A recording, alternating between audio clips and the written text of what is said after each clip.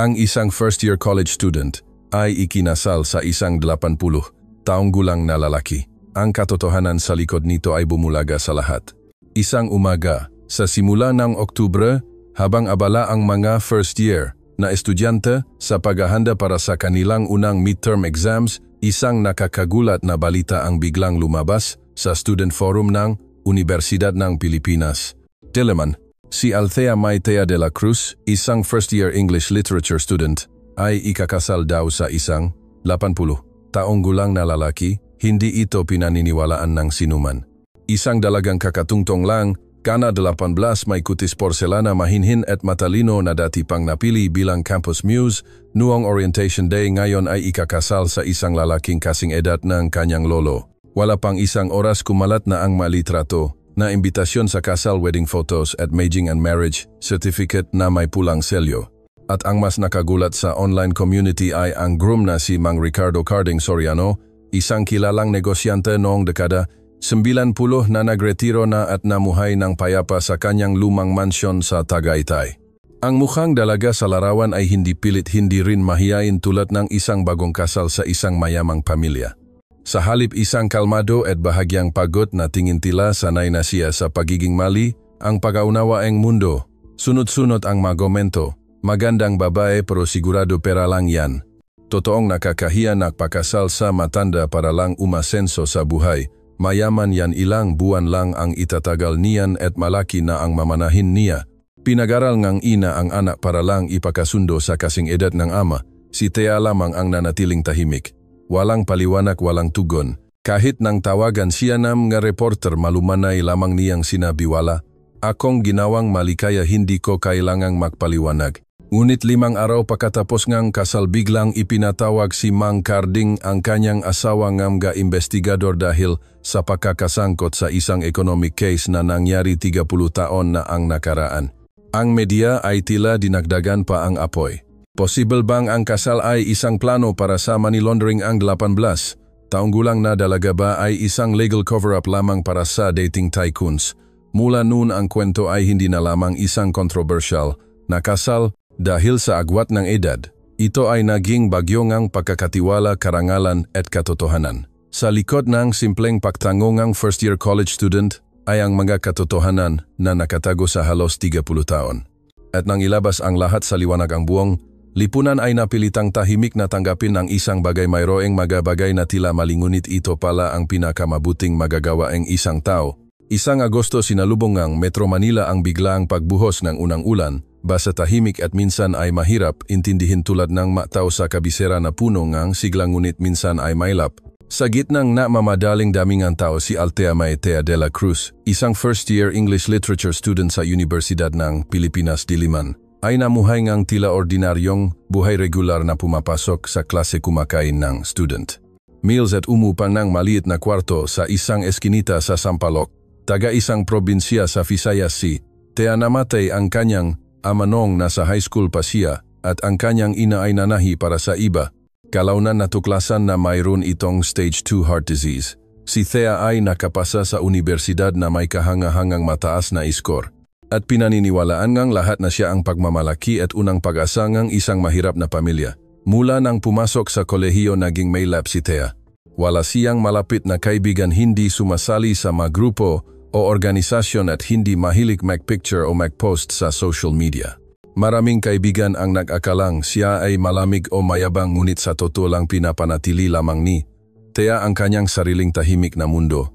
Minsan sa isang klase tinanong siyang kanyang advisor, hindi ka ba sumasali sa anumang club? Sa galing mo sa pagsusulat, bagay ka sa writing club. Ngumiti lamang si Thea at sumagot, abala po ako sa part-time job ko. Para sa akin ang pagsusulat ay hindi para makilala kundi para hindi makalimutan ang sarili ko. Ang sagot ay nagpatahimik sa buong class. May kakaiba talaga sa dalagang ito.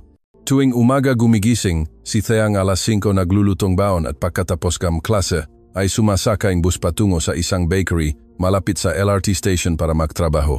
Pag-uwi sa gabi sa kanyang boarding house, tatawag siya sa probinsya, magbabasa ng libro at matutulog. Hindi nagreklamo si Thea sa kanyang buhay na mag-isa sa kabisera. Ngunit sa isang hapon tulad ng iba pagkatapos, Nang kanyang trabaho nang bumuhos ang ulan na harap si Thea sa isang desisyon na hindi niya kailanman inakala sa kanyang buong buhay. Isang text message ang dumating mula sa isang hindi kilalang numero. Ang iyong anak ay kamukha niya noong 18 pa siya. Kung papaya ka, bigyan mo siya ng pagkakataon na mailigtas ang kanyang ina at maibalik ang bagay na minsan niyang nawala.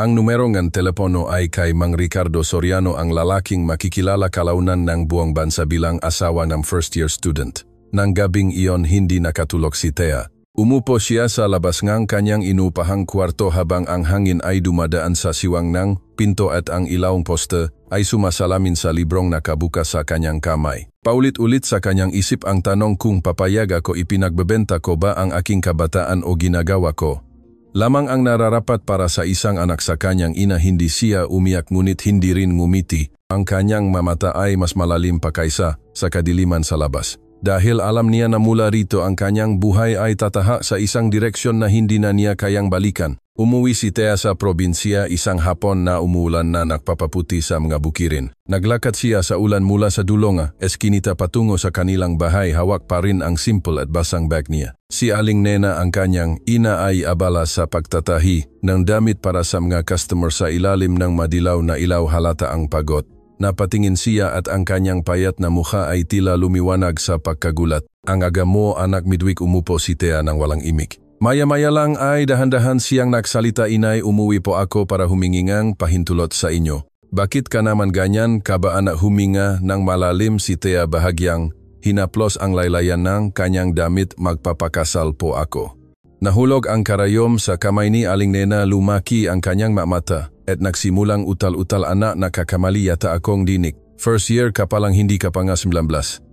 Sino saan yumuko si Thea, nahirapan sa pagsasalita. Simple lang po ang kasal, walang en grande. Ang pangalan niya po ay Mang Ricardo Soriano, 80 taong gulang. Parang namatay si Aling Nena. Ang buong bahay ay tila nalubog sa tahimik. Nakawalan tanging ang tiktak ng orasan at ang patak ng ulan sa labas ang naririnig. Muli siyang nagtanong, putol-putol ang boses. Hindi sumagot si Thea, marahan lang na tumango. At sa sandaling iyon bumagsak si Aling Nena sa sahig, hawak ang dibdib, sumisigaw na tila hinati ang kanyang puso. Hindi pwede, Thea. Baliw ka na ba? Alam mo ba ang ginagawa mo? Pakakasalan mo ang isang matanda na kasing edad ng iyong ama. Nandun lang si Thea, tahimik. Ang kanyang mata ay hindi na naitago ang matinding pagkalito. Alam ko po na gulat kayo, inay, pero alam ko rin na wala na kayong gaanong oras. Hindi na po pwedeng ipagpaliban ang operasyon sa puso. Umiyak si Aling Nena, anak, hanggang kailan ako mabubuhay lang, pero huwag mong ipagpalit ang buong buhay mo sa ganyang kasal. Hindi po ako nagpapalit. Pinili ko po siya dahil may utang ako sa inyo at dahil sa kanya hindi siya kasing sama ngang iniisip ninyo. Ang pahayag na ito ay lalong nagpatakot kay Aling Nena. Nanginginig siyang tumayo, hirap huminga. Lumapit si Thea para tulungan siya ngunit itinulak siya ni Aling Nena. Si Carding ang taong pinilit kong kalimutan sa buong buhay ko. Siya ang dahilan kung bakit iniwan ko ang lahat. Hindi mo alam kung ano ang pinapasukan mo. Nanahimik si Thea. Alam na niya. Nabasa niya iyon sa mga mata ni Mang Carding, sa mga lumang liham at sa malalim na tingin na tila inilibing ang nakaraan. Ngunit umuwi pa rin siya at tumango. Ang pagtangong iyon ay nagpuyat sa kanyang ina sa buong gabi. Patuloy ang pagulan sa labas, ngunit sa puso ni Aling Nena ang bagyo nga alaala. 30 taon na ang nakaraan ay muling sumiklap ng marahas. Madaling araw bumangon si Thea, nag-impake ngang gamit, naghahanda para bumalik sa Maynila. Hindi siya hinatid ni Aling Nena, ngunit nang buksan ni Thea ang pinto, mahina nitong sinabi, kung desidido ka hindi kita pipigilan. Ngunit tandaan mo ito, anak, mapapatawad ka nga tao sa iyong kamusmusan, ngunit hindi patatawarin ng lipunan ang isang kakaibang tao kung hindi ka malakas. Lumingon si Thea sa kanyang ina. Opo, magiging matapang po ako dahil tinatahak ko ang landas na walang sinuman ang naglakas loob na piliin. At humakbang siya patungo sa isang bagong buhay. Nang araw ngang kasal ni Thea, walang makapaniwala sa nakita ngang buong nayon. Isang 12 taong gulang na dalagang may mahabang buhok, maliwanag na mukha at malungkot na mga mata, nakasuot ng simpleng puting damit. Walang wedding gown, walang lace, walang belo, walang reception, walang wedding music.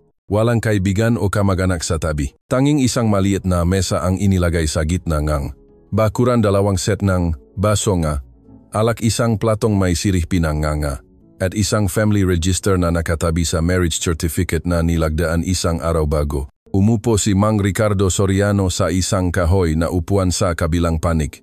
Nakasando siya ng puting shirt at kulay abo na pantalon.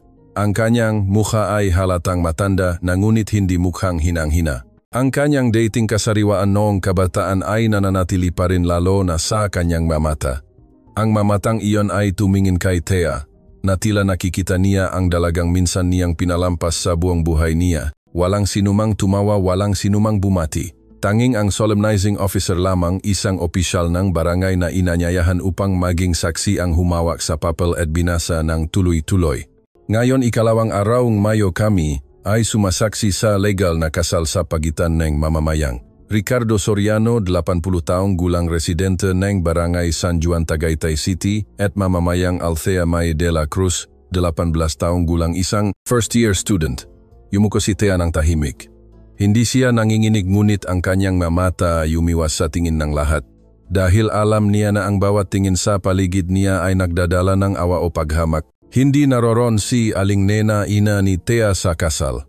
Isinara niya ang sarili sa kanyang kwarto, nakasubsob ang mukha sa unan at umiyak hanggang sa maubos ang kanyang luha. Dahil alam niya na ang kanyang munting ana ay pumipiling ang landas na walang sinumang may sapat na tapang na tahakin. Sinubukan ng isang kamag-anak na tanungin si Thea, bakit mo pinakasalan ang matanda na iyon, naintindihan mo ba ang ipinagpapalit mo? Mahina lang sumagot si Thea, naintindihan ko. Pero hindi ko siya pinakasalan dahil sa pera o dahil sa pilitan. Pinili ko po siya dahil pinili ko ang tamang tao kahit patingin ng lipunan ay mali. Nanahimik ang kabilang panig at hindi na nagtanong pa. Nang matapos ang seremonya, tumayo si Mang Carding, marahan na hinawakan ang kamay ni Thea. Iyon ang pinakakakaibang pahawa sa kamay sa buhay ni Thea. Hindi malamig, hindi mainit. Tanging isang kamay na dumaan sa lahat ng bagay sa buhay, ang buong pagtitiwala na inilagay sa kanya. Salamat apo, mahina niyang sinabi. Dahil dumating ka, dahil hindi ka umalis. Tiningnan siya ni Thea at tumango. Walang nakakaalam kung payapa ba ang kanyang puso nun o gulo tulad ng sinulit. Kinagabihan bumalik sila sa mansyon sa Tagaytay. Walang honeymoon, walang wedding night. Tanging 2 tao, isang matanda, isang napakabata, ang makaharap na nakaupo sa isang malaki at walang laman na silid. Umupo si Thea sa gilid ng kamamarahan na nagtanong, ano po ang itatawag ko sa inyong? Ngumiti si Mang Carding, lolo na lang. Kung mula ngayon ay hindi ko kailangan ng asawa kundi isang taong sapat ang tiwala para ipagpatuloy ang nalalabi kong buhay. Tumango siya at tahimik na pumasok sa kanyang sariling kwarto. Sumara ang pinto, walang tunog ngang kandado, ngunit sa puso ni Thea ang lahat ng pinto ngang lumang buhay ay nagsara na. Mula ngayon hindi na siya isang simpleng first-year college student. Pumasok na siya sa isang buhay na hindi pa niya lubos na naisip kung paano magtatapos. Ang mansyon ni Mang Carding ay matatagpuan sa isang maliit na burol sa labas ngang bayan ng Tagaytay, tahimik sa gitna ng makatatandang halaman at mga pader na nababalutan ng baging. Nang lumipat si Thea, madilim ang kalangitan, tila nagbabala ng isang bagong buhay na hindi magiging madali. Malawak ang 3 palapag na lumang bahay ngunit maayos na napapanatili. Walang katulong, walang tunog ng telebisyon at walang amoy ng lutuin tulad ng nga ordinaryong tahanan. Lahat ng bagay dito ay tahimik, parang isang templo nga alaala. Binigyan ni Mang Carding si Thea ng sariling kwarto sa tapat ng kanyang kwarto. Sa 2 palapag namuhay siya bilang isang panauhin na hindi kinokontrol, hindi tinatanong. Tuwing umaga, umupo siya sa balkonahe at nagbabasa, naghahanda. Si Thea ng simpleng almusal at pagkatapos ay umupo sa tapat niya. Bihira silang mag-usap. Walang nagbabanggit ng salitang asawa at walang nagpapanggap na mag-asawa. Anak, ano ang gusto mong kainin para masabi ko sa delivery rider na maghanda? Tanong niya isang umaga sa simulang linggo. Kahit ano po, sanay na po ako, mahina sagot ni Thea, nakatingin pa rin sa baso ng gatas. Gusto mo pa rin ba ang panitikan? O dahil ikinasal ka na iniwan mo na ang lahat ng pangarap mo? Mahina ang tanong ngunit puno ng pahiwatig. Bahagyang ngumiti si Thea. Ang panitikan po ay hindi ko ipinagpalit, kaya hindi ko po takot na mawala. Napatawa si Mang Carding. Isang maikling tawa ngunit tila matagal na niyang hindi nagagawa. Sa mga sumunod na araw si Thea ay naglilinis ng bahay, nagpupunas ng mga bookshelf at nagluluto ng pagkain. Minsan sa gabi nagbabasa siya sa sofa habang si Mang Carding naman ay kadalasang Nakaupo sa tapat nakasuot ng salamin nagbabasa ng lumang na talagamit ang fountain pen. Makasama silang namuhay nang makatabi walang pisikal na ugnayan walang panghihimasok. Isang araw habang naglilinis ng bookshelf na diskubre ni Thea ang isang lihim na compartment. Sa loob nito ay isang koleksyon ng itim at puting litrato mga larawan ng kanyang ina noong bata pa ito. Nagulat siya. Mayroong isang larawan ni Aling Nena na nakasuot ng Filipiniana dress nakatayo sa tabi ng isang puno ngang mangga nakangiti ng napakasaya na may mga matang nagniningning. Sa likod ngang larawan ay may sulat kung sakaling bumalik siya isang araw marahil ay mas matanda na ako kaysa sa aking inaakala. Nang gabing iyon tiningnan ni Thea si Mang Carding hindi nagtanong at hindi nagsalita.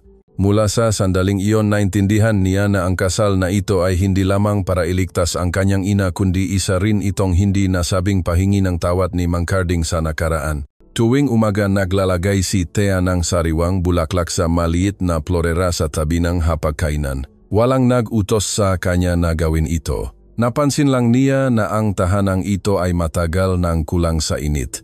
Hindi niya mahal si Mang Carding at hindi rin niya ito kinainisan. Nararamdaman lang niya na binabayaran niya ang isang hindi matatawarang utang ng kabutihan na may bibigay ng isang kabataan sa isang taong nagmahal sa kanyang ina sa buong buhay nito. At ganon sila namuhay ng makasama walang pisikal na ugnayan, walang romansang pisikal, tanging isang espesyal na uri ng pagmamahalan na higit pa sa dugo at mas mahirap bigyan ng pangalan kaysa pag-ibig.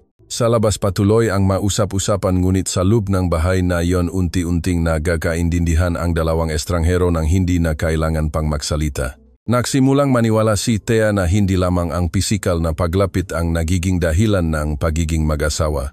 Mayroong relasyon na pinagbubuklod ng pasasalamat at rasyonal na pagpili. 10 araw matapos ang tahimik na kasal ang larawan ni Althea May de la Cruz, ang first-year student kasama ang kanyang 80 taong gulang na asawa, ay biglang lumabas sa isang fanpage na naglalantat ng mga kabataan na may nakakagulat na headline sa 18. Taong gulang na dalaga nagbago ang buhay sa isang tango, pinakasalan ang U20 na milyonaryo para sa instant na yaman. Mula nun sumabog ang social media. Wala pang isang oras higit 20,000 shares at libu-libong komento ang bumuhos na parang baha. Pinagtabi-tabi ang wedding photo, inilagay ang mukha ni Thea sa malarawan ng pera dolyar. Mga status na puno nga malisyosong komento tulad ng "Congrats girl, umasenso ka na mula student naging instant. Lola matutulog ng isang gabi pagising may mansion at bilyong piso na sa bangko." Si sundin niyo si ate para hindi na mag-upchat, may nagtanong kung may pag-ibig ba hindi kailangan. Mahalaga kanino nakapangalan ang titulo ng lupa. Bawat salita, bawat meme, bawat TikTok clip na gumagaya sa kasal sa isang nakakainsultong paraan, lahat ay bumagsak kay Thea. Siya na walang kahit isang pagtanggi, walang kahit isang linya ng paliwanag. Sa universidad nagsimulang mapansin ni Thea ang kakaibang tingin. Nagbubulungan ang makaklase sa likod niya. Umiwas ang ilang guro. Nag-text ang kanyang dating roommate, "Thea, huwag ka na munang bumisita. Nahihiya ako sa mga kapitbahay." Binasa ni Thea ang mensahe, pinindot ng ilang segundo pagkatapos ay binura. Patuloy siyang pumasok sa klase sa tamang oras, umupo sa huling hilera at mayos na nagsusulat ng kanyang matala. Ang kaibahan lang ngayon, tuwing papasok siya sa lecture hall, dala-dala niya ang libu-libong tingin na hindi nakatuon sa kaalaman kundi sa pagsusuri sa bawat galaw, bawat damit, bawat hininga niya. Nagsimulang mahukay ang mga online news sites. Sino si Althea May de la Cruz? Tagasaan pera ba ang dahilan? Sino si Mang Carding sa mundo ng negosyo? Isang online newspaper ang nagbalita. Isang internal source ang nakumpirma na ang kasal ay isang lihim na kontrata kasama ang mana pagkatapos ng 2 taon. Ang batang dalaga ay parang isang high-class caregiver na binili. Walang nakumpirma ngunit lahat ay naniwala. Dahil ang lipunan ay may kakaibang batas, mas madali silang maniwala sa masama kaysa sa mabuti. Isang hapon paglabas niya sa klase, hinarang si Thea ang isang grupo nga estudyante sa pasilyo. Direktang tinanong ng isang dalaga, "Ate, magkano ang bayad sa iyo kada buwan para pakasalan ang matanda na iyon?" Nanahimik si Thea. "Hindi ka ba titignan o may tips ka ba para matutunan namin muli?" Isang nakakalokong tawa ang umalingaw-ngaw. Hindi lumingon si Thea. Dire-diretso siyang naglakad. Ang takong ng kanyang sapatos ay matigas na umalingaw-ngaw. Ngunit pagkababa niya ng hagdan nag-vibrate ang kanyang telepono. Tawag mula kay Mang Carding. Mahina at malalim ang kanyang boses. Ayos ka lang ba apo? Nanahimik si Thea ng ilang segundo pagkatapos. Ay, sumagot, ayos lang po. Huwag mong hayaan na gawin ka nilang hindi ikaw. Kung mas tahimik ka, mas kailangan mong maging matatag. Tiwala ako sa iyo. Isang pangungusap lamang, ngunit sa sandaling iyon naramdaman ni Thea na tila hinawakan ang kanyang kamay sa gitna ng maraming estranghero. Nang gabing iyon muling bumaha ang social media ng bagong impormasyon. Isang anonymous na account ang nag-akusa kay Mang Carding na nasangkot sa isang illegal na paglilipat ng lupa na nakakahalaga ng 10 bilyong piso noong dekada 90 at nagsimulang kumalat ang sismis. Ang kasalbang ito ay isang paraan ng pagtatago ng yaman. Tiningnan ni Thea ang screen ng telepono, bahagyang humigpit ang kanyang kamay. Dumating na ang bagyo at naintindihan niya na ang bagyo sa pagkakataong ito ay hindi lamang nakatuon sa kanya kundi maaring lumamon sa lahat kung hindi siya kikilos. Nang hapong iyon kakaibang dilim ang kalangitan. Nagluluto si Thea ang hapunan nang makatanggap si Mang Carding ng tawag sa telepono. Ang tumatawag ay isang investigador mula sa Provincial Police ng Cavite. Natahimik si Thea nang makita niyang ibinaba ni Mang Carding ang telepono, bahagyang nanginginig ang kanyang kamay. Inimbitahan siyang magbigay ng pahayag. Kinabukasan, hindi na nagtanong si Thea kung bakit, dahil alam niya na ang sismis tungkol sa malalabong paglilipat ng lupa noong dekada 90 ay hindi basta na lamang lumitaw. May nagbalik ng nakaraan para lamunin ang kasalukuyan. Ayos lang po ba kayo? Mahina tanong ni Thea.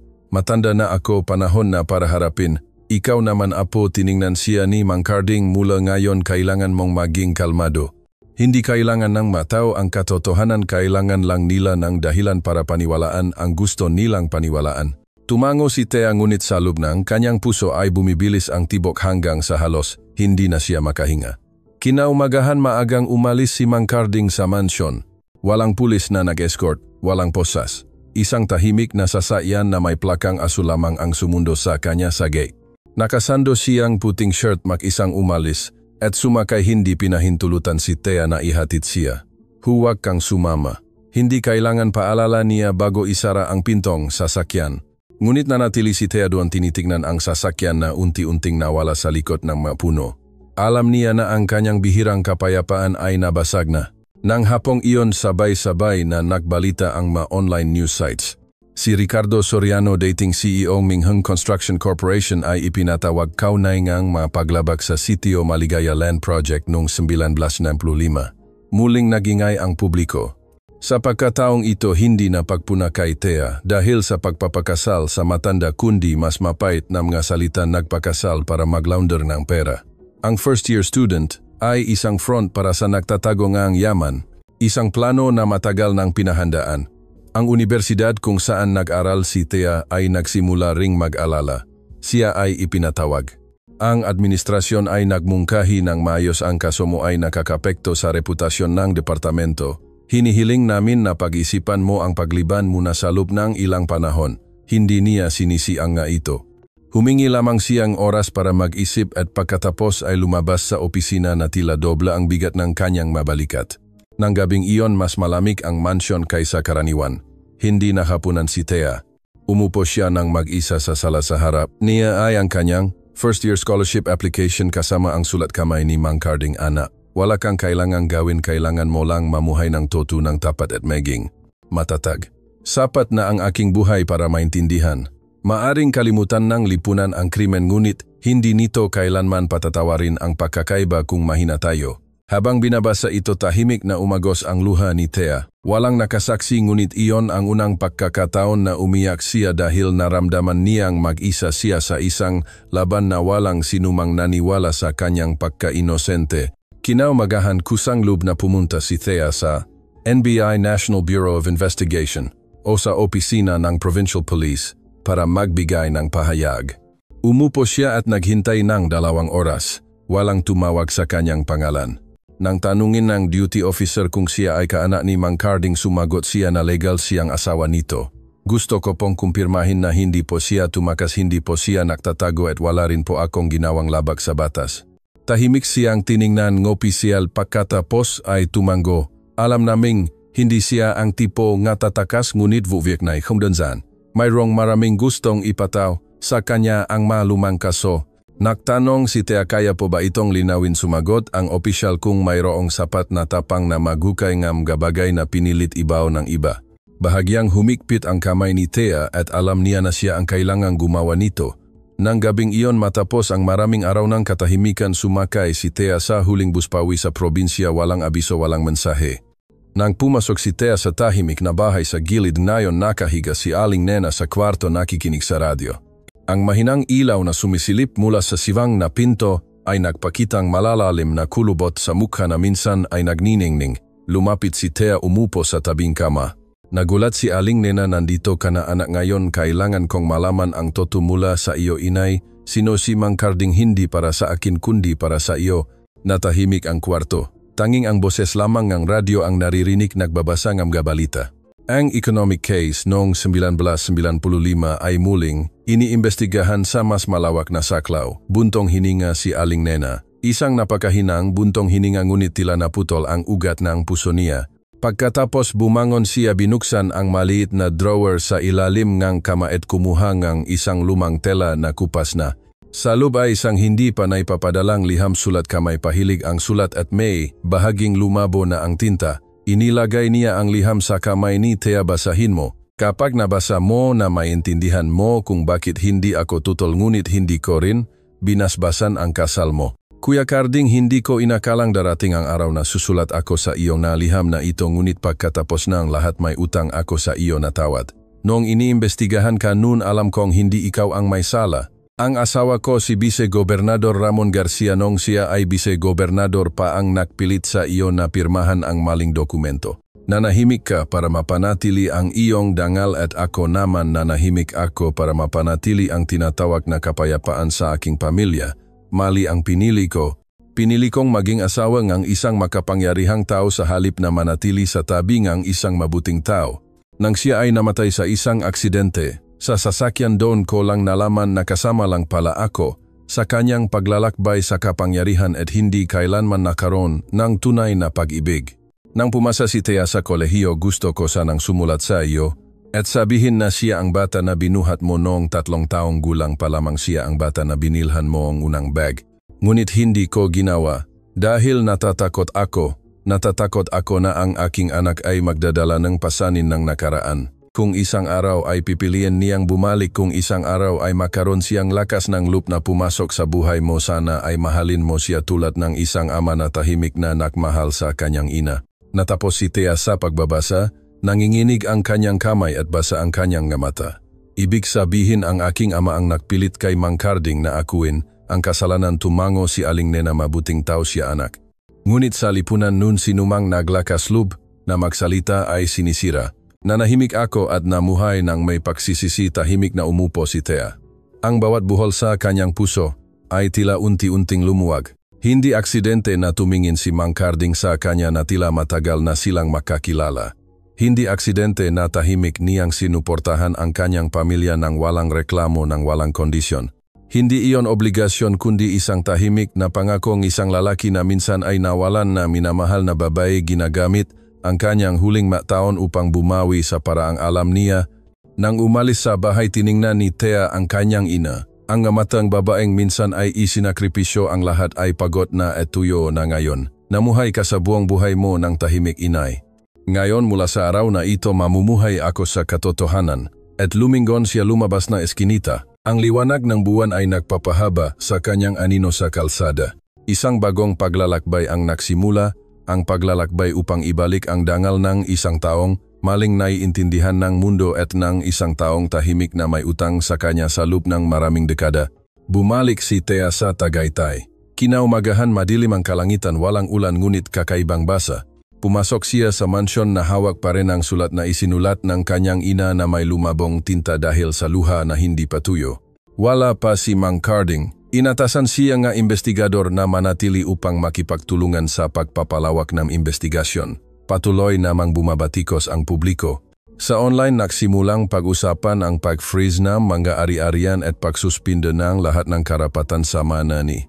Tea bilang isang uri ng hindi direktang parusa. Alam niya na kung hindi siya kikilos ngayon, babagsak si Mang Carding dahil mismo sa mga bagay na pinili niyang ipagwalang bahala upang protektahan ang iba. Matapos ang maraming gabing hindi nakatulog, pumunta si Thea sa opisina ng isang sikat na abogado sa Makati, si Ati Gabriel Gabreyes, na dating intern sa ilalim ni Mang Carding sa kanyang huling taon bago siya umalis sa mundong negosyo. Ang opisina ay matatagpuan sa isang lumang gusali sa Ayala Avenue, hindi magarbo ngunit tahimik at maayos. Nang ipakilala niya ang kanyang pangalan, bahagyang natigilan ang assistant at inanyayahan siya sa pribadong opisina.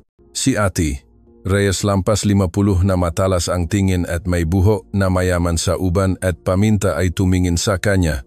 Ang kanyang unang tingin ay pagdududa. Kayo po ang asawa ni Mang Carding? Opo, gusto ko po sanang ipaimbestiga ninyo muli ang kaso ng proyektong lupa ng Maligaya noong 1995. Bahagyang kunotno si Ati Reyes. Ang kasong iyon ay matagal nang nakasara at hindi na ito sakop ngang muling pagbubukas ng investigasyon. Ngunit hindi si Mang Carding ang pumirma sa huling desisyon. May ebidensya po ako ang kumpirmasyon ng aking ina na dating nakasama ng pangunahing responsible. Ang dating vice-gobernador noon ay ang aking biological na ama. Nanahimik si Ati Reyes ng ilang segundo pagkatapos ay sumandal. Alam mo ba, ang ginagawa mo hindi lamang ito legal na kaso, ito ay isang pampulitikang sugat. Kung bubuksan mo ito, maraming bagay ang gagalawin, alam mo iyan. Ngunit hindi po ako pwedeng umupo lang habang ang taong ginagalang ko ay ginagawang panakibutas ng iba para itago ang kanilang mapagkakamali. Kinuha niya ang sulat kamay at inilagay sa mesa. Ito po ang pahingi ng tawad ng aking ina at ito ang kanyang tahimik na pag-amin sa lahat ng kanyang pinatahimik sa loob ng 30 taon. Kinuha ni Ati Reyes ang liham at binasa hanggang sa kalagitnaan.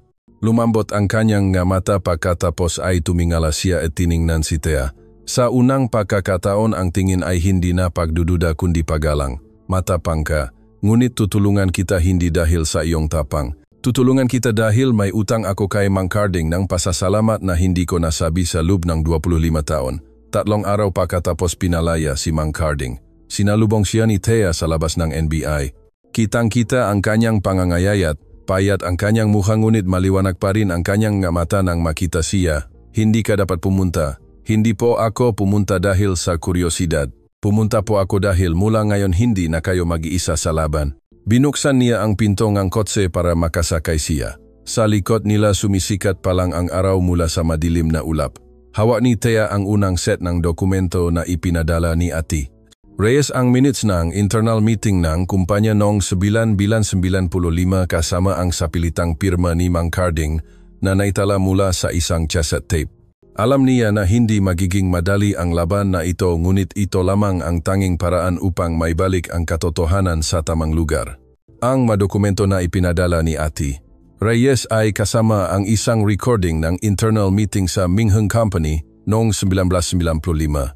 Ito ang panahon kung saan ang Sitio Maligaya Land Project ay nagsimulang magpakita ng irregularidad sa pagpaplano at paglalaan ng pondo.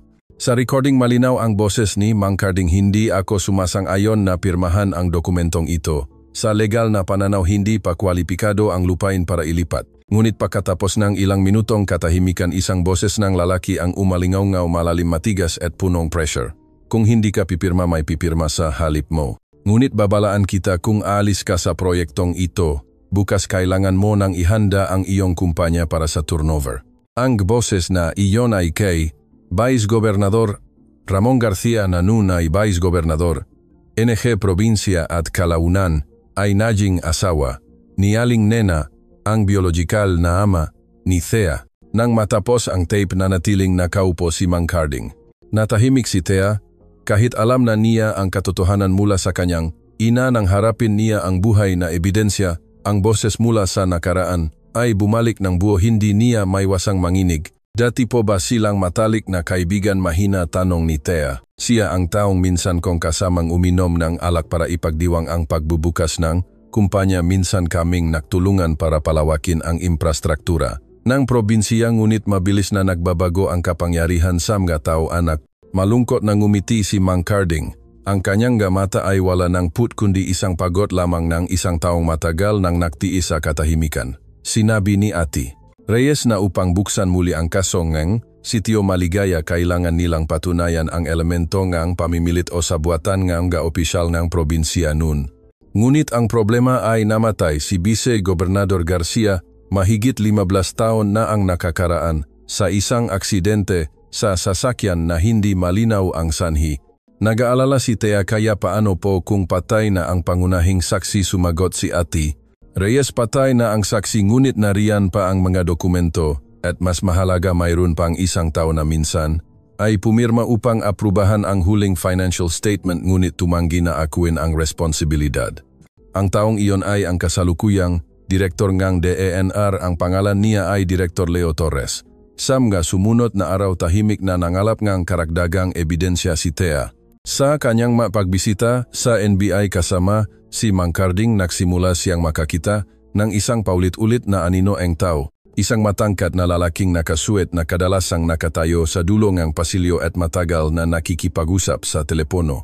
Isang beses habang dumadaan si Thea, sinadya na lalaki na lakasan ang kanyang boses sa telepono kung ang lumang kwento ay muling bubuksan, sino pa ang magiging payapa. Huwag mong isipin na dahil may kaunting ebidensya ay pwede mo nang kaladkarin ang sinuman. Huminto si Thea. Hindi niya alam kung sino ang lalaking iyon ngunit sa kanyang nga mata ay may matinding pakabahala na itinago ang uringang tao na nakakakita na nakaraan na unti-unting kumakawala sa kanyang mga kamay. Nang gabing iyon hinanap ni Thea ang isang dating opisyal ng Mingheng Company na dating personal secretary ni Mang Carding. Mag-isa siyang nakatira sa isang maliit na bahay sa labas ng siyudad. Sa simula nag-aalangan siya ngunit nang ipaliwanag ni Thea ang kanyang layunin, isang tanong lang ang kanyang binitiwan, sigurado ka bang gusto mo itong ituloy? Hindi po ako pumupunta para magiganti, pumupunta po ako para ibalik ang katotohanan. Kinuha ng lalaki mula sa drawer ang isang sobre. Sa loob nito ay ang photocopy ng financial statement na may 3 pirma na binago gamit ang chemical ink remover. Ito ang orihinal na hindi pinirmahan ni Mang Carding. Ngunit pagkatapos lumitaw ang pirma, naintindihan ninyo na at ganon nagsimulang lumitaw ang mga pirasong puzzle. Isang namayapa, isang kasalukuyang nakaupo sa pwesto at isang taong nanahimik sa loob ng 30 taon.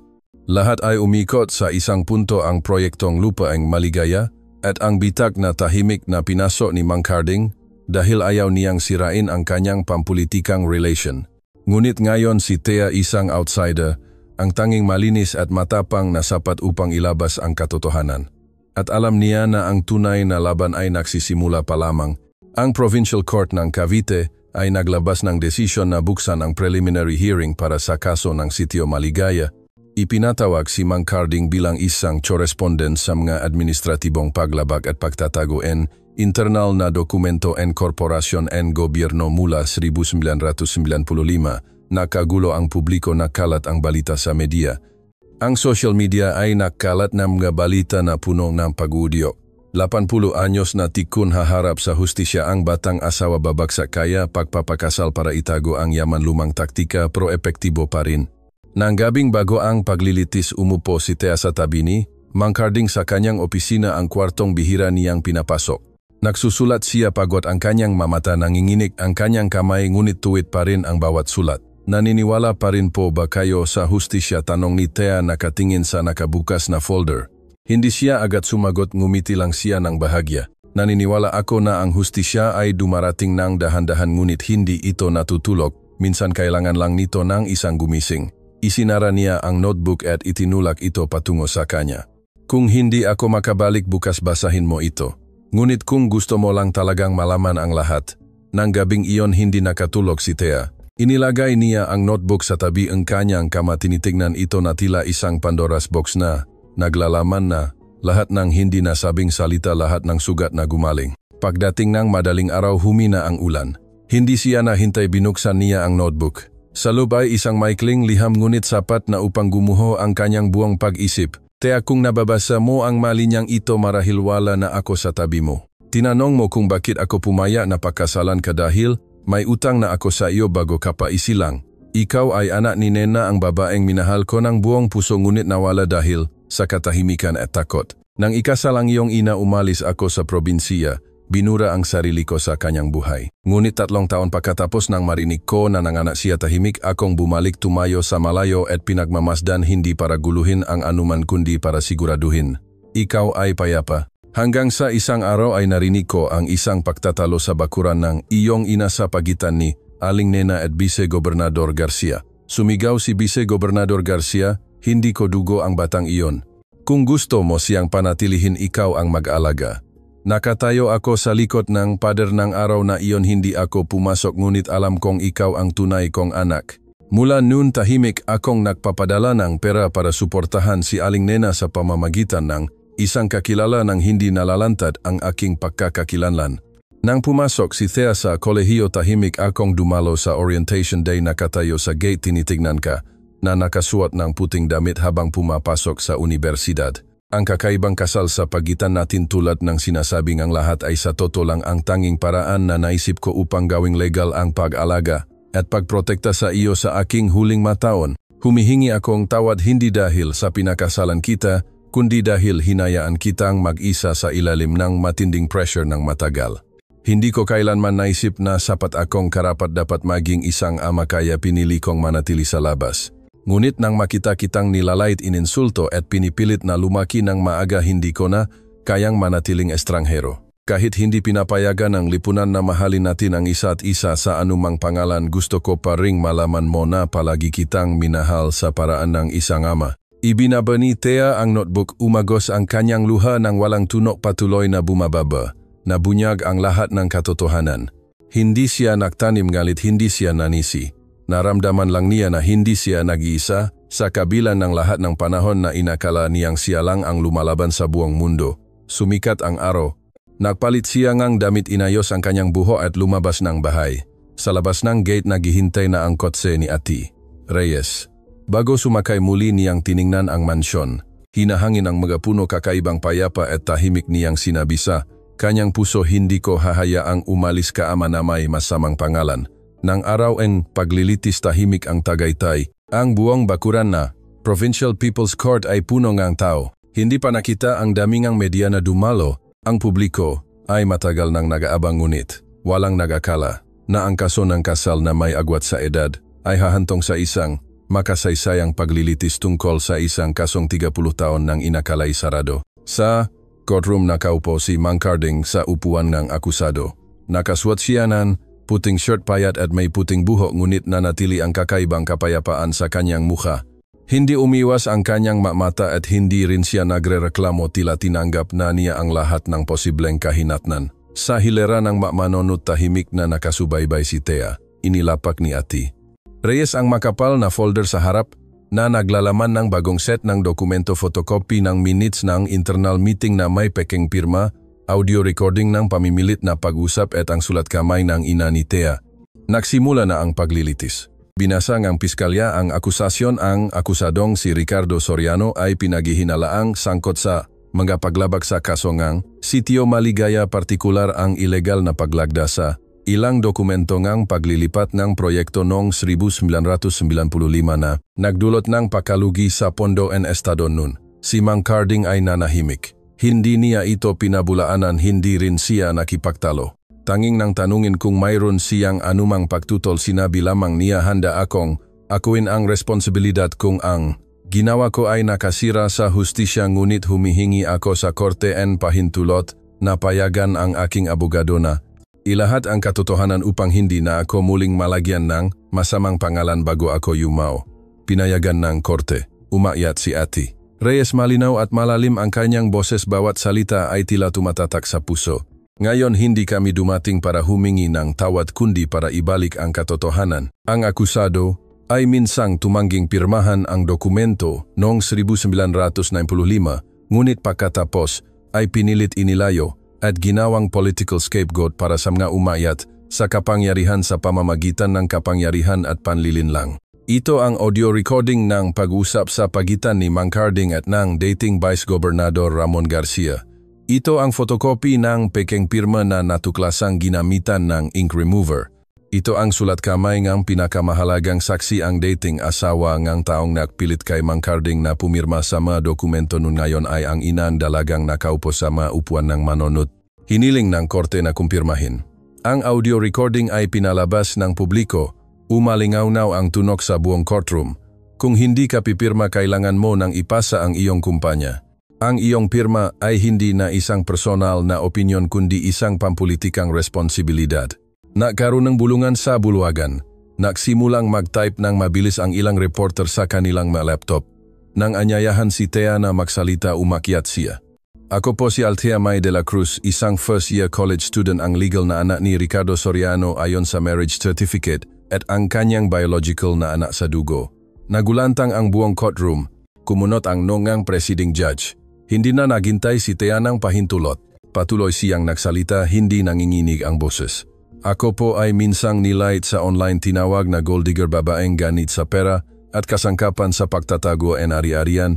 Ngunit ngayon nakatayo ako rito hindi para ipagtanggol ang aking sarili kundi para ipagtanggol ang tanging ama na hindi kailanman nanakit sa akin. Ang taong sa buong buhay ay hindi nahangat ng karangalan, hindi nahangat ng yaman, ngunit kinailangan niyang magdala ng maling akusasyon upang itago ang mapagkakamali ng iba.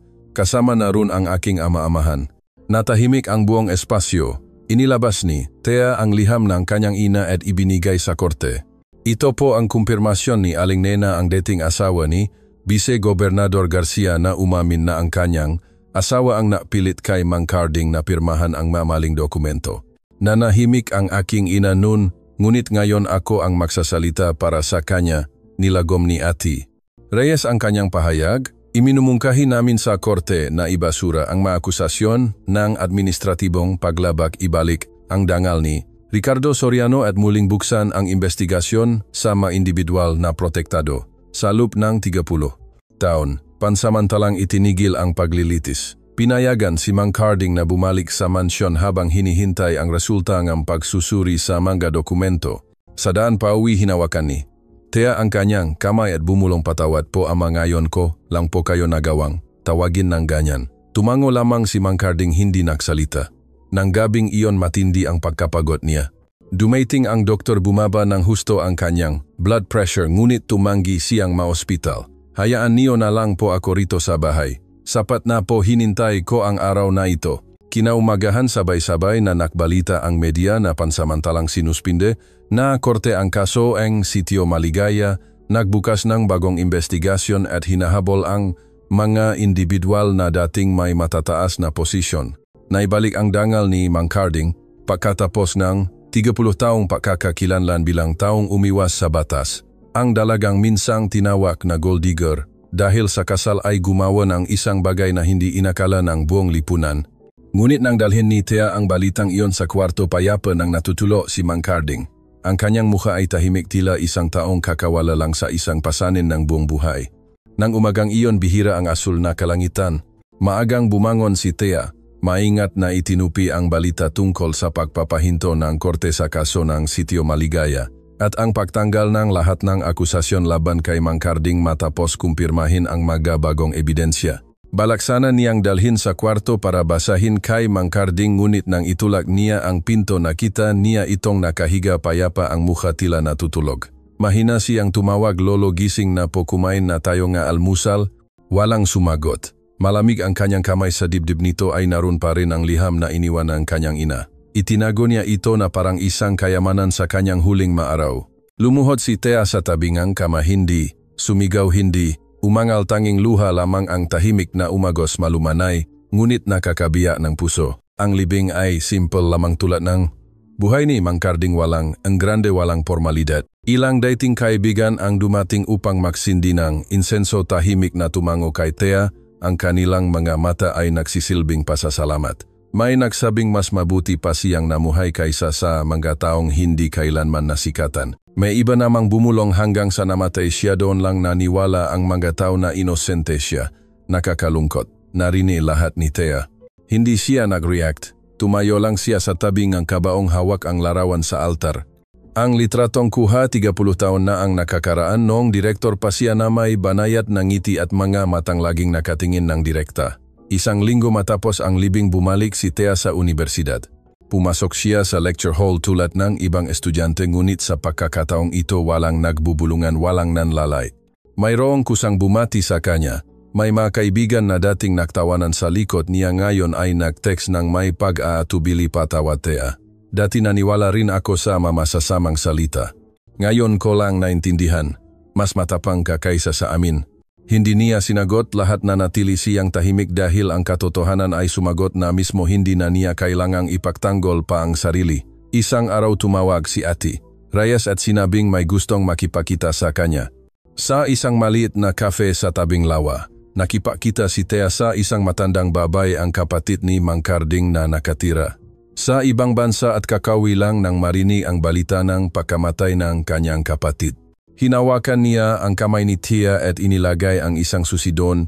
Ito ang maliit na bahay na binili ng aking kapatid noong 1999. Wala pa itong nakatira. Bago siya namatay, bilin niya sa akin kung mananatili ang pananampalataya ni Thea, hayaan mo siyang magsimula ng bagong buhay sa isang lugar na walang pahuhusga.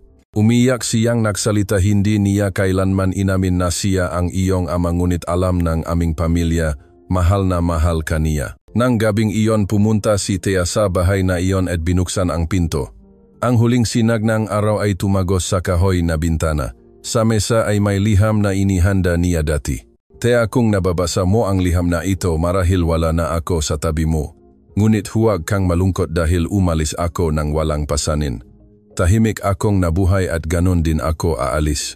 Ngunit bago ako pumikit, ipinagmamalaki ko na mayroon akong anak na hindi ako iniwan kahit na tinalikuran akong buong mundo. Salamat sa iyong pagtitiwala. Salamat sa iyong paglilinis ng pangalan na dala ko sa buong buhay ko sa ilalim ng maling akusasyon. Salamat sa iyong tapang na mamuhay ng totoo sa iyong puso. Huwag mo akong tandaan sa pamamagitan ng luha. Tandaan mo ako sa pamamagitan ng nagawa mo ang bagay na hindi ko nagawa kahit nabuhay ako ng 80 taon. Harapin ang katotohanan at ipagtanggol ito hanggang sa huli. Itinupi ni Thea ang liham. Nang gabing iyon, isinulat niya ang lahat, hindi para magreklamo kundi para itago. Dahil alam niya na may mabagay na kung hindi isasalaysay ay makakalimutan, tulad ng mamabubuting tao na tahimik na namuhay at umalis. Isang buwan pagkatapos ng pagkamatay ni Mang Carding, bumalik si Thea sa kanyang buhay estudyante. Nakasuot pa rin siya ng puting shirt, regular na pumapasok sa klase at nakaupo sa ikatlong hilera tulad ng dati. Ngunit ang sinumang nakakakilala sa kanya ay napansin na hindi na si Thea ang tahimik na dalaga na yumuyuko lamang. Ang kanyang mga ngayon ay may mas malalim na bagay, karanasan, tapang at isang uri ng kapanatagan na matatagpuan lamang sa isang taong dumaan sa pagkawala ngunit hindi bumaksak. Isang hapon pumunta si Thea sa sementeryo, may dalang notebook. Umupo siya sa harap ng puntot ni Mang Carding, binabasa ang bawat linya na tila nakikipag-usap sa kanya. Alam ko po na hindi ninyo kailangan ang pagpupuringa mundo lolo, ngunit ako po ay iba. Kailangan ko pong ipatigil sa mataw ang pagtawag sa inyo na milyonaryong bumili nga asawa na isang taong gumamit ng kasal. Kailangan kong ipaalala sa kanila na kayo ay isang taong tumanggi sa kapangyarihan upang panatilihin ang inyong konsensya at pinili ninyong manahimik upang protektahan ang iba. Mahina ang ihip ng hangin. Nalaglag ang madahon mula sa itaas, lumapak sa lapida na nakaukit ang pangalan ni Ricardo Soriano. Ipinanganak 1945, ang taong piniling mamuhay ng tapat hanggang sa huling hininga. Marahan niyang pinunasan ang alikabok at nagpatuloy. Alam niyo po lolo, sinusuri ngang universidad ang isang scholarship para sa mga estudyanteng may tapang para sa akin. Sa unang pagkakataon, ang pangalan ko ay nakasulat sa honor board ng walang kasamang tanong kung karapat-dapat ba ang batang iyan. Ngumiti siya, isang ngiti na hindi mapait o malungkot kundi isang ngiti na dumaan sa bagyo. Nagsimulang sumali si Thea sa maraming aktibidad sa lipunan. Naging kolaborator siya sa isang proyekto ng bata at legal na katotohanan na inorganisa ng law school na sumusuporta sa mga biktima ng maling akusasyon, mga ulila na nahirapan sa legal na proseso ng mana at mga pamilya na hindi alam kung paano ipagtanggol ang dangal ng kanilang mahal sa buhay. Isang araw tinanong siya ng isang kaibigan, Thea, naaral ka ng literatura, bakit ka piniling magtrabaho sa legal na mga kaso? Sumagot lamang siya, dahil mayroong nga kwento na kung hindi natin isasalaysay ay habang buhay na mali ang pagkakasabi. At nagsalaysay siya hindi tungkol sa kanyang sarili, kundi tungkol kay Mang Carding, tungkol sa isang ama na maling naiintindihan, inilayo at iniwan ng panahon, ngunit kalaunan ay nilinis ang kanyang pangalan ng kanyang sariling anak na tahimik niyang pinrotektahan. Sa isang end-of-semester forum, inanyayahan ng propesor si Thea na magsalita tungkol sa katotohanan at pananampalataya. Tumayo siya at dahan-dahang nagsalita, minsan, upang protektahan ang katotohanan, kailangan nating tanggapin na ituring tayong kakaiba, insultuhin at masaktan pa nga Ngunit kung isang araw ay pipiliin nating manahimik para mas madaling mamuhay, tayo rin ay nakikibahagi sa pagpatay sa hustisya ang isang bagay na napakababaw. Natahimik ang buong lecture hall. At pagkatapos isang palakpakan ang umalingaw-ngaw, hindi dahil sa galing niyang magsalita kundi dahil naramdaman ng lahat na namumuhay siya ng toto sa kanyang sinasabi. Nang gabing iyon isinulat ni Thea sa kanyang tala-arawan ang huling linya, "Ako ay minsang naging anino ng gatsismis. Ngayon ako ay isang maliit na ilaw ngunit sapat upang ilabas ang bahagi ng katotohanan. Ipagpapatuloy ko ang buhay upang wala ng pagsisihan si Ama." At isinara niya ang notebook, pinatay ang kandila. Sa labas nagsisimula ang taglagas sa Metro Manila, banayad at malinaw, tulad ng ngiti ni Mang Carding sa lumang larawan tuwing inaalala niya ito. Pagkatapos ngang halos 2 buwan mula ng libing ni Mang Carding, unang beses na dumating si Aling Nena sa mansyon kung saan siya nakatira. Ang bahay ay tahimik pa rin tulad ng dati, ang kaibahan lang ay wala na ang matandang lalaking madalas umupo at magbasa sa tabingang bintana sa ikalawang palapag. Binuksan ni Thea ang gate, inalalayan ang kanyang ina papasok. Hindi naksalita si Aling Nena sa buong daan, ang kanyang nga mata ay nakatingin sa malayo, tila hinahalungkat ang nga alaala na itinago sa loop ng 3 dekada. Dinala ni Thea ang kanyang ina sa opisina ni Mang Carding. Sa mesa ay ang larawan niya nung bata pa siya, matatag ngunit kalmado ang mukha. Sa ilalim ng larawan ay ang lumang relo, ang unang regalo niya kay Aling Nena nung sila ay mag-aaral pa. Natahimik si Aling Nena. Maya-maya bahagya siyang nanginginig na inilagay ang kanyang kamay sa ibabaw ng mesa kung saan mayroon pa ring bakas ng pen na madalas gamitin ni Mang Carding. Naitago pa rin pala niya ang relo na ito. Tumango si Thea at pati ang liham na isinulat ng kanyang ina ay itinago pa rin niya sa bulsa ng kanyang damit hanggang sa huling sandali. Umupo si Aling Nena sa pamilyar na upuan, na mumuo ang luha sa kanyang mamata. Sa unang pagkakataon nakita ni Thea ang kanyang ina na hindi na nanatili ang kanyang karaniwang matigas na tindig. Siya ang babaeng dumaan sa maraming karanasan, nagsakripisyo at nanahimik, ngayon ay nakaharap sa lalaking namuhay para sa kanya nang hindi kailanman humingi ng anuman. "May utang ako sa kanya ng tawad, anak." Umupo si Thea sa tabi niya. "Sa tingin ko po hindi na po kailangan ni Lolo ng tawad ninyo, inay. Kailangan lang po niyang aminin ninyo ang isang bagay, na minahal ninyo siya ng toto." Napaya si Aling Nena, hindi na niya kayang pigilan pa. "Minahal ko siya, mahal na mahal. Ngunit nakamali ako sa pagpili. Pinili ko ang isang lalaking may posisyon dahil noon inakala kong makakatulong iyon upang makaroon ka nga mas magandang kinabukasan. Ngunit sa loob ng 30 taon, bawat pagkakaroon mong sakit, bawat pagkakataong kapos ang pamilya siya, ang tahimik na tumutulong sa likod, at hindi ko siya kailanman napasalamatan." Hinawakan ni Thea ang kamay ng kanyang ina, ang makamay na kumapal na dahil sa panahon, dahil sa pagsisisi, dahil sa paglibing ng isang nararapat na pag-ibig para lamang panatilihin ang isang hindi buong tahanan. Maya-maya humingi ng pahintulot si Aling Nena na umakyat mag-isa sa ikalawang palapag sa kwarto na dating tinirhan ni Mang Carding. Hindi siya sinundan ni Thea. Hinayaan niya ang kanyang ina na mag-isa dahil naintindihan niya na mayroong mapag-usap na dapat mangyari lamang sa katahimikan sa pagitan ng nabubuhay at ng yumaong. Sa kwarto tuminjin-tinjin si Aling Nena. Naroon pa rin ang bookshelf. Ang kumot at unan ay maayos pa ring nakatupi. Sa mesa ay ang notebook na may nakasulat na hindi na ipadalang tala-arawan para lang maalala.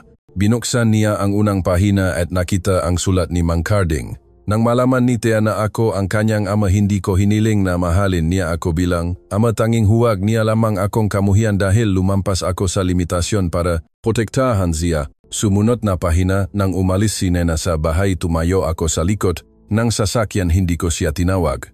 Hindi dahil ayaw kong pigilan siya, kundi dahil alam kong mas marami pa siyang maibibigay kaysa sa akin maliban sa isang bagay, seguridad.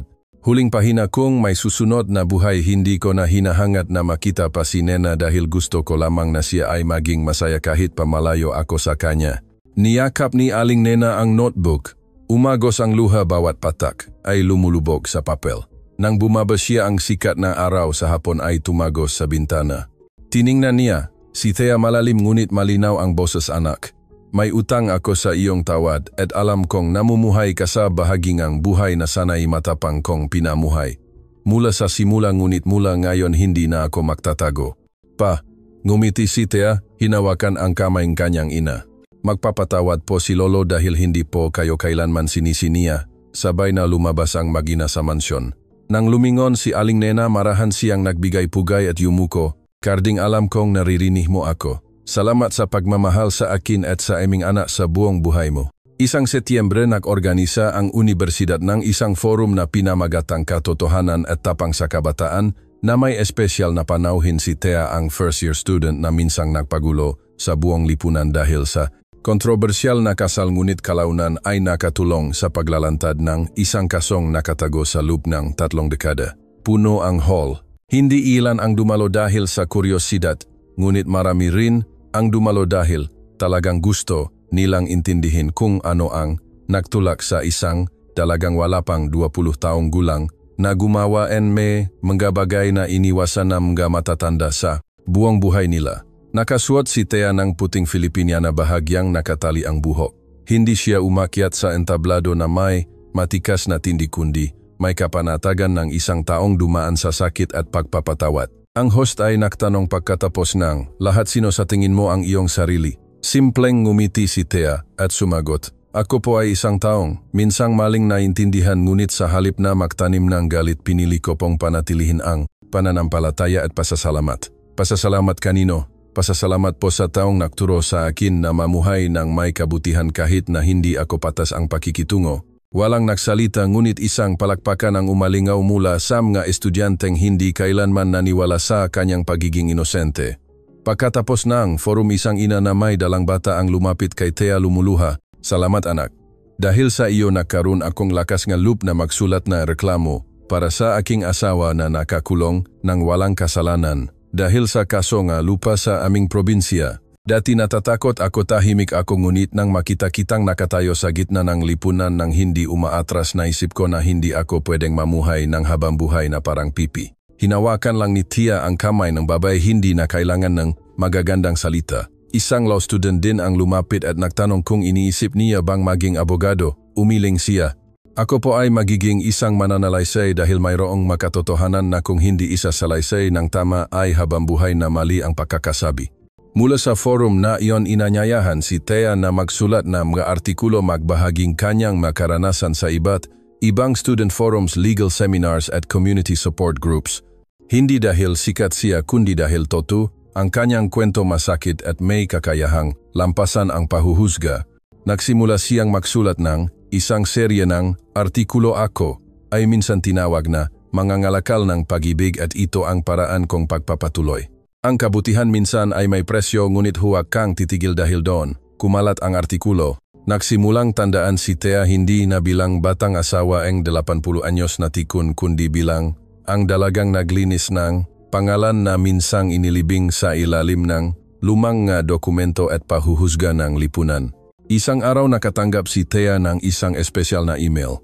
Ang nagpadala ay kinatawan ng isang human rights organization. Sa liham isinulat, nila kami ay sumuporta sa maraming biktima ng maling akusasyon, ngunit kakaunti lamang ang naglakas loob na isalaysay ang kanilang kwento. Ang iyong kwento ay patunay na ang katotohanan ay nangangailangan ng mga taong namumuhay ng totoo. Gusto mo bang maging kasama namin? Hindi siya agad sumagot. Umupo siya ng maisa sa maliit na bahay na iniwan ni Mangkarding. Inalala ang kanyang mata ang paraan ng pagtingin niya. Sa kanya ng tahimik, walang pamimilit, walang inaasahan, nais lang niya na mamuhay siya ng may malinis na konsensya. Binuksan niya ang kanyang laptop at nag-type. Hindi ko ipinapangako na mahusay ako, ngunit handa akong magsalaysay sa boses ng isang taong minsan ay maling naiintindihan, minsan ay nag-isa at pinili pa ring manindigan para sa katotohanan. Nang araw na iyon, mahina ang ulan sa Metro Manila. Tumingin si Thea sa labas, hawak ang lumang talaarawan. Sumulat siyang isang linya. Ang tunay na kapayapaan ay hindi namumula sa papuri nga tao, kundi sa pagkawalangang takot sa pagpuna. At ngumiti siya dahil ngayon kung may magtanong kung sino ang dalagang iyon, may sasagot na si Thea, ang dalagang dumaan sa matinding pagsubok ng publiko para lamang ipagtanggol ang pangalan ng ama na hindi kailanman nagpakilalang ama. Isang hapon sa katapusan ng Oktubre, nakaupo si Thea sa maliit na kafe sa tabing lawa kung saan siya madalas sumulat. Lumapit sa kanya ang may-ari ng kafe at inabutan siya ng isang cream-colored envelope. May nagpadala sa iyo 3 araw na ang nakaraan. Sinabi niya na ibigay ko sa iyo kapag dumating ka. Nagulat si Thea. Binuksan niya agad ang liham sa mesa. Mayos ang sulat kamay, walang pangalan ng nagpadala ngunit bawat salita ay nagpatahimik sa kanya. Para sa iyo dalagang minsang tinawag ng masasamang salita sa online. Ako po ay isa sa mga nagpindot na haha-reaction sa post tungkol sa iyo. Nang unang lumabas ang balita nga iyong kasal, umupo din ako sa isang private group at tiningnan ang mga memo at wala akong nakitang mali. Hindi kita kilala at hindi ko rin naranasan ang pinagdaanan mo, ngunit pagkatapos kong panorin ang paglilitis, basahin ang buong kwento mo at makita ka sa student forum kamakailan, naramdaman kong kailangan kong isulat ang liham na ito. Hindi para humingi ng tawad dahil alam kong hindi mo kailangan ng tawad mula sa bawat isa, kundi para magpasalamat dahil hindi mo ginawang galit ang sakit. Dahil hindi ka nanahimik tulad ng karamihan sa amin. Dahil ipinakita mo sa amin na minsan kailangan lang isang taong may sapat na tapang na manindigan at ang pananaw ng buong lipunan ay maaring magbago. Akala ko malakas ako, ngunit tinuruan mo akong isang bagay: ang pagiging malakas ay hindi ang hindi masiraan ng puri, kundi ang patuloy na mamuhay ng may kabutihan kahit na masiraan ng puri. Salamat sa iyong pamumuhay para sa marami na hindi naglakas loob. Isang taong dating ng light sa iyo at ngayon ay natututo kung paano humingi ng tawad sa pamamagitan ng gawa. Natapos si Thea sa pagbabasa, itinupi ang liham at inilagay sa dibdib. Hindi siya umiyak, ngunit sa kanyang puso ay may mainit na agos na dahan-dahan at puno ng pasasalamat. Sa mga sumunod na araw nakatanggap siyang ilang pangliham mula sa mga hindi kilalang address, mga pangalan na hindi pa niya nakikilala. Isang third-year college student na dating na karoon na depression dahil sa maling pagkakakilala. Bilang kabit ang sumulat, "Ate, binigyan mo po ako nga paasa na hindi kayang dungisan ng mga tao ang pangalan ng isang tao nang matagal kong toto ang kanyang pamumuhay." Isang 40 taong gulang na lalaki na dating maling akusado sa isang kasong lupa sa isang probinsya ang sumulat. "Hindi ko kailanman pinaniwalaan ang hustisya hanggang sa makita kitang pumasok sa korte na hindi nakayuko ang Yulaw." Isang 15 taong gulang na batang babae ang nagpadala ng maikling mensahe: "Ate, paglaki ko gusto ko ring mamuhay tulad mo, hindi kailangan ng pagmamahal, kailangan lang ng tama." Itinago ni Thea ang bawat liham sa isang maliit na kahon. Tuwing nakakaramdam siya ng pagod, binubuksan niya ito at binabasa, hindi para maramdaman ang kanyang kahalagahan kundi para paalalahanan ang sarili na ang kabutihan kung mananatili ay maghahasik ng binhi sa malugar na hindi niya inaasahan. Isinulat niya sa kanyang tala-arawan, "Minsan ininsulto ako nga estranghero nang hindi ko alam kung sino sila. Ngayon pinasasalamatan ako nga estranghero at hindi ko rin kailangang malaman kung sino sila." Ang bilog ay nagsara, hindi sa pamamagitan ng put kundi sa pamamagitan ng pagbabago. Isang gabi ng weekend, inanyayahan si Thea na magbahagi sa isang maliit na programa sa telebisyon. Nagtanong ang host kung babalik ka sa nakaraan, pipiliin mo pa rin bang pakasalan si Mang Carding? "Hindi po ako pumili ng kasal. Pinili ko pong magbayad ng utang na loob sa isang taong tahimik na nagprotekta sa akin sa buong buhay niya. Pinili ko pong ibalik ang katotohanan sa isang taong maling inakusahan. At kung kailangan kong tahakin muli ang landas na iyon, gagawin ko pa rin. Ang kaibahan lang sa pagkakataong ito, lalakad ako nang nakataas ang ulo." Nagpalakpakan ang buong studio, ngunit ngumiti lang si Thea. Dahil para sa kanya ang palakpakan na iyon ay hindi para sa isang biktima kundi para sa isang taong minsang tumindig sa gitna ng bagyo ng opinyon ng publiko at pinili pa ring mamuhay ng totu. Isang hapon sa pagtatapos ng taon, habang inaayos ni Thea ang opisina ni Mang Carding para sa pagdodonat ng mga libro, na diskubre niya ang isang maliit na kahon na nakatago sa ilalim ng drawer. Kaiba sa ibang gamit, ang kahon na ito ay may susi, isang lumang uri ng combination lock. Sinubukan niya ang unang 3 numero na pumasok sa kanyang isip, ang kanyang karawan 1024. Na-click at bumukas. Sa loob ay isang notebook na balat-balat kupas na ang masulok na may pamagat na nakasulat sa lumang tinta, "Ako at ang batang iyon." Matala ng isang amang walang pangalan na natiling nakaupo si Thea ng sandali. Pagkatapos binuksan niya ang unang pahina. "Mayo 2005, unang beses kong nakita ang bata. Nang araw na iyon, binuhat ni Nena ang bata papunta sa palengke. Mas payat siya kaysa sa aking inaakala. Natutulog ang bata sa balikat ng ina. Namumula ang pisngi, gusot ang buhok, maliit ang makamay at paa, ngunit ang kilay ay kakaibang kamukha ko. Tumayo ako sa likod ng isang tindahan ng gulay, 3 stall ang layo, hindi naglakas loob na lumapit. Walang nakakaalam na nanatili ako doon ng higit sa 1 oras para lang pagmasdan ang bata na natutulog. Oktubre 2010, pumasok ang bata sa grade 1. Ipinadala ko sa isang kakilala para dalhin kay Nena ang isang pulang bag. Tumanggi siya. Naintindihan ko hindi ako nanisi ngunit nakita ko ang bata na suot pa rin ang bag na iyon sa paralan kinabukasan. Hindi ko alam kung nakataon lang iyon o nagbago ang isip ng ina. Alam ko lang na tumayo ako sa gate na elementarya ng halos 3 makakasunod na araw upang siguraduhin na regular na pumapasok sa paralan ang bata. Agosto 2018, natanggap ngang bata ang kanyang notice of admission sa kolehiyo. Nakuha ko ang balita mula sa isang kakilala na nagtatrabaho sa post office. Nakapasa ang bata sa isang education university na may mataas na score. Umiyak ako. Umiyak ako ng toto hindi dahil sa pagmamalaki kundi dahil alam kong mula ngayon maisa ang bata sa Maynila at ako ay maari lamang maging mas tahimik pa. Nobyembre 2021 unang beses kong sumulat sa bata. Hindi ko nilagdaan, hindi ko inilagay ang address, isinulat ko lamang na kung kailangan niya ng tulong huwag siyang magatubiling makipag-ugnayan. Inakala ko na itatapon niya ito. Ngunit 1 linggo pagkatapos may nagpadala sa akin ng isang hinabing scarf na gawa mismo ngang kanyang kamay kasama ang isang papel na nakasulat, "Salamat po tiyo." Ayos pa rin po ako ngunit tinatanggap ko po ang init na ito. Itinago ko ang scarf na iyon sa drawer. Tuwing taglamig inilalabas ko ito at pinagmamasdan. Hindi ko ginagamit dahil natatakot akong mapudpot ang tanging bagay na ipinadala niya sa akin. Sa huling pahina nakita ni Thea ang sulat na tila minadali na parang isinulat sa kanyang huling maaraw. Hindi ako isang tunay na ama. Hindi ko kailanman tinuruan ang anak kong maglakad, hindi ko siya inihatid sa paaralan, hindi ko siya kailanman niyakap.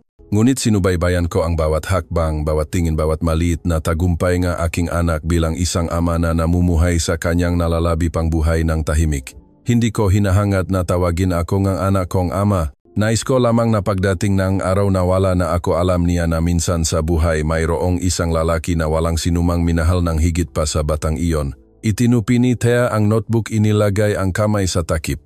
Sa labas madilim na ang kalangitan sa Metro Manila ngunit ang kanyang puso ay lumiwanag ng mainit at buo. Tahimik niyang sinabi na tila sumasagot sa masalitang iyon, "Hindi ninyo po kailangan na tawagin ko kayong ama. Ngunit alam ko po sa buong buhay ko mayroon akong isang tunay na ama na mas higit pa kaysa sa sinuman." Nang gabing iyon dinala ni Thea ang notebook sa lumang cafe. Nagsimula siyang isulat muli ang bawat linya ng walang pagbabago para i-print. Bilang isang maliit na koleksyon na tila huling talarawan ng isang amang walang pangalan at bilang paalala sa mga taong tahimik na nagmamahal ngunit hindi naglakas loob na magsalita. Pinangalanan niya ang koleksyon ng libro na iyon na Isang Ama, Dalawang Buhay at Isang Walang Salitang Pag-ibig. Ang maliit na libro ay sa simula ay 100 kopya lamang ang ipinaprint ni Thea. Ang pamagat ng libro ay Isang Ama, Dalawang Buhay at Isang Walang Salitang Pag-ibig. Simple ang pabalat, puti ang background, malakas ang sulat kamay na tila isang personal na pahayag. Walang pangalan ng autor, walang malaking publishing house sa likod, nakasulat lamang sipi mula sa talaarawan ng isang yumaong ama para sa anak na babaeng tahimik na minahal. Ibinigay ni Thea ang ilang kopya sa mga kaibigan, profesor at sa mga taong sumulat sa kanya. Walang promosyon, walang media coverage, ngunit nangyari ang hindi inaasahan. Isang post mula sa isang third-year law student ang kumalat sa online. Binasa ko ito sa isang gabi at umiyak ako ng labis. Dahil narealize ko na ang aking ama ay tulad din ni Mang Carding County, ang salita hindi mahusay, hindi malapit ngunit hindi kailanman tumigil sa pagmamahal sa akin. Patawad ama dahil may mataon na hindi ko naintindihan iyon. Ang post ay umani ngang 10,000 share sa loop lamang ngang isang gabi. Maraming tao ang nagsimulang magtanong kung sino ang tunay na autor. Thea ay nanatiling tahimik. Lamang siyang nagpost ng isang linya sa kanyang personal na social media page, Totu ang kwentong iyon, ngunit ang mas mahalaga ay ilang katulad na kwento pa ang nakakalimutan sa labas pagkatapos ang mga social organizations, charitable groups at maging ilang universidad ay nagsimulang anyayahan si Thea na magbahagi ng kanyang paglalakbay sa pagsusulat ng libro. Sa isang forum sa National Library sinabi ni Thea, "Hindi po ako manunulat at hindi ko rin po intention na sumulat para sa kasikatan. Naisip ko lang po na kung hindi ko ito isusulat, ang iniwan ni Lolo ay makakalimutan tulad ng maraming mabubuting tao na namuhay, namatay at walang naiwang bakas sa mundo. Maaring mayroong ilang magbabasa at madamayan. Ngunit kung kahit isang tao lang ang magbago ang pananaw tungkol sa kanyang ama, o isang tao ang maging mas matapang sa pagpanik sa katotohanan sa tingin ko tama ang ginawa ko. Isang maliit na publishing house ang kusang loop na nakipag-ugnayan nag-alok na i-reprint ang libro sa mas malaking bilang. Gusto nilang panatilihin ang buong orihinal na teksto magdagdag lamang ng isang maliit na appendix na naglalahat ng paglalakbay ni Tia at pasasalamat sa mga tumulong sa pagpapakalat ng libro. Sumangayon si Tia ngunit nagbigay ng isang kondisyon, huwag ninyong ilagay ang pangalan ko bilang author. Ang author po ay si Mang Carding at ang lahat ng mga ama na tahimik na namumuhay tulad niya. Opisyal na inilabas ang libro na may bagong pamagat para sa iyo mula sa isang ama na hindi kailanman tinawag sa pangalan. Agad itong napasama sa top 5 best-selling inspirational books ng taon. Hindi dahil sa advertising kundi dahil sa mamambabasa na mismo ang nagpapasa-pasa at naghihikayat na basahin ito. Isang araw nakatanggap si Tia ng liham mula sa isang dalaga sa Visayas. Ang ina ko po ay minsang nagbalak na ipa-abort ako nung buntis siya dahil tinanggihan siya ng pamilya. Ngunit nang mabasa niya ang libro na isinulat mo, sinabi ng ina ko kung si Mang Carding ay naglakas loob na panatilihin ang kanyang anak kahit hindi siya kinikilala. Kailangan ko ring panatilihin ka kahit mag-isa. Ako, hindi mo lamang iniligtas ang dangal ng isang ama kundi marahil ay iniligtas mo rin ang mabata na hindi pa isinisilang tulad ko. Binasa ni Tia ang liham ng tahimik. Hindi umiyak, hindi nagsasalita, alam niya lang na nagsimula siya ang isang bagay na walang sinuman ang nag-akala. Nang gabing iyon nakatayo si Tia sa entablado ng isang programa ng pagawat para sa mga kabataan na may positibong kontribusyon. Hindi siya humawa ng bulaklak, hindi rin tumanggap ng tropeo. Isang pangungusap lang ang kanyang sinabi, hindi po ako ang pinakamahusay dito. Ngunit sigurado po ako sa isang bagay, ang kabutihan kung isasalaysay ng tama ay may kapangyarihan na higit pa sa lahat ng hatol. Tumayo ang buong hall at nagpalakpakan. Dahan-dahang bumaba si Tia, dala-dala ang isang bagong manuscript sa kanyang bag. Sa pagkakataong ito, hindi na ang kanyang sariling kwento kundi ang kwento ng isang matandang nagtitinda ng loto na maling akusado na kakapadala lang sa kanya ng isang estudyante. Dahil ngayon si Tia ay hindi lamang ang sinasabihan kwento, siya na ang nagsasalaysay para sa mga taong walang nakikinig.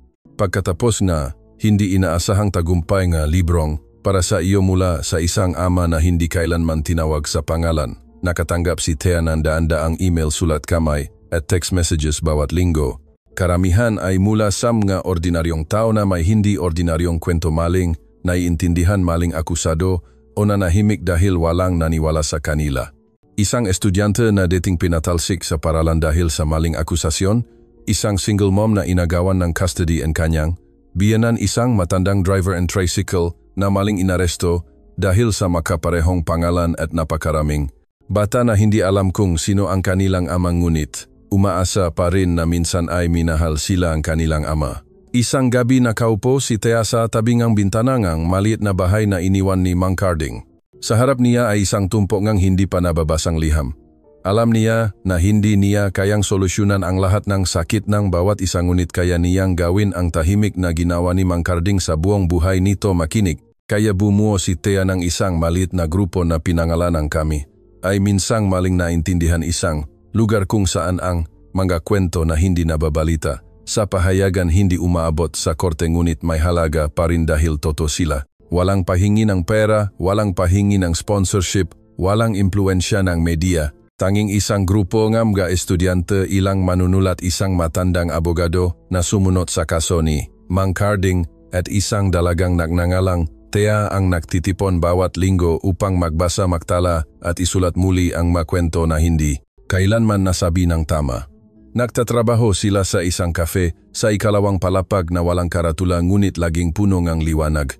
Isang araw, isang 14 taong gulang na batang lalaki ang lumapit kay Tia, nagbigay ng isang lukot na drawing. Ate, ito po ang drawing ko ng aking lolo. Mula nun sinabi na mga tao na siya ay isang traidor dahil nakulong.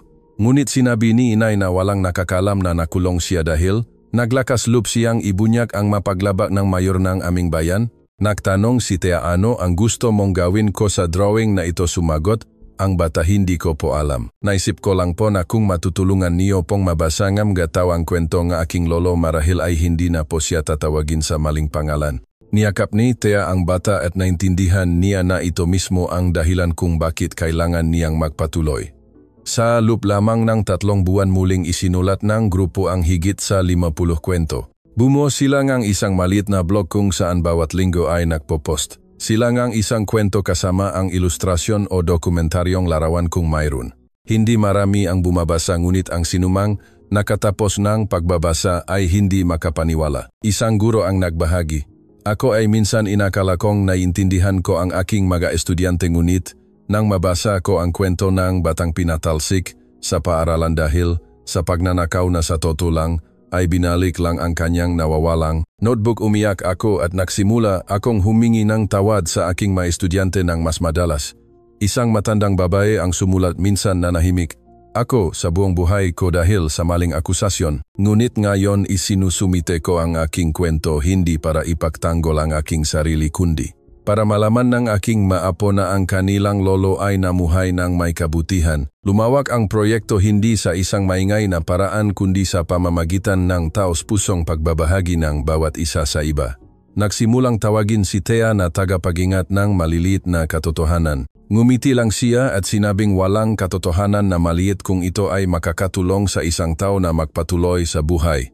Isang batang reporter ang lumapit kay Thea at nagtanong, pagkatapos ng maraming taon, natatakot ka pa rin bang maling naiintindihan? Sumagot siya ng walang pag-aatubili, hindi ako natatakot na maling naiintindihan. Natatakot lang ako na ang mabubuting tao ay hindi isasalaysay ng tama. Kung ang isang mabuting tao ay magdurusa ng masamang pangalan sa buong buhay niya, ano ang ituturo ng lipunan na iyon sa mga bata? Nang gabing iyon isinulat ni Thea sa kanyang tala-arawan, lolo, patuloy po ako. Kahit na minsan ay pagod ang aking mamata sa pagbabasa ng napakaraming liham, naniniwala pa rin ako. Ang bawat kwento na isinalaysay ng tama ay isang pinto na binubuksan para sa mga nabubuhay at sa mga yumaong. Salamat po sa iyong pamumuhay ng hindi nakahangat ng papuri, ngunit binigyan mo ako ng pagkakataon na magbigay boses sa mga taong walang nakakaalala sa pangalan. Isang maagang umaga ng taglamig malamig sa Metro Manila. Umupo si Thea sa tabi ng bintana, hawak ang baso ng mainit na luya. Sa harap niya ay isang imbitasyon mula sa isang malaking universidad sa Visayas. Iniimbitahan siya na maging assistant lecturer sa Paksa and Komunikasyon at Social Media.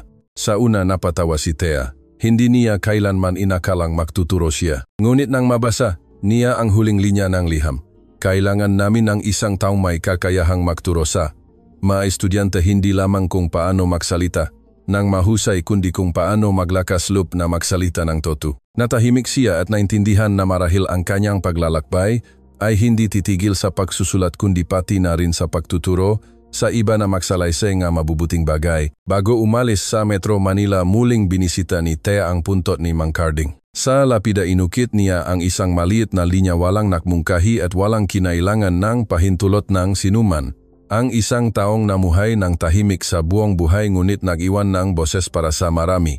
Inilagay niya sa harap ng puntot ang isang espesyal na kopyang librong para sa iyo mula sa isang ama na hindi kailanman tinawag. Sa pangalan na binalutan ng tela, isang kopya lamang. At mahina siyang nagsalita na tila isang pangako, lolo, aalis na po ako. Hindi ko po dadalhin ang inyong pangalan sa podium, ngunit dadalhin ko po ang inyong diwa upang muling mahasik ng pananampalataya sa mga kabataan, sa mga dating natakot na maling naiintindihan at maging sa mga dating nanakit sa katotohanan. Pagkatapos ng 3 buwan, naging maayos na si Thea sa kanyang bagong universidad. Hindi siya nagpakilalang maam sa kanyang pagtuturo. Tinawag niya ang kanyang sarili na mananalaysay. At ang unang klase niya ay nagsimula sa isang tanong, alam niyo ba na ang katotohanan ay madalas kinasusuklaman? Dahil hindi nito pinapaluguran ang sinuman, natahimik ang buong klase. Pagkatapos isinalaysay ni Thea ang kwento ng isang matandang lalaki na tahimik na namuhay, nagmahal sa kanyang anak ngunit hindi naglakas loob na aminin na pinagtawanan.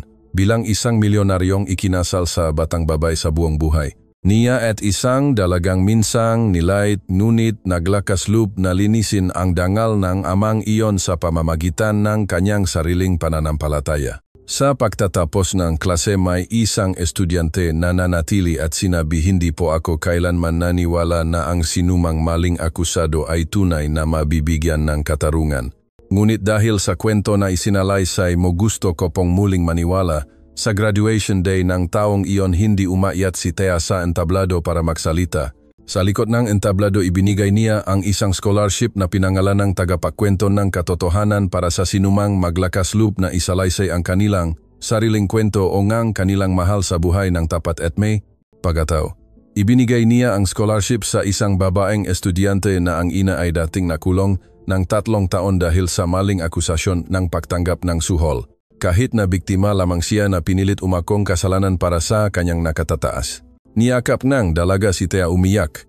Kung hindi ka po sumulat hindi po ako maglalakas loob na tumayo rito ngayon. Ngumiti lang si Thea ang pagsusulat ko ay isang bagay ngunit ang pagpapatuloy mo sa buhay ang tunay na milagro.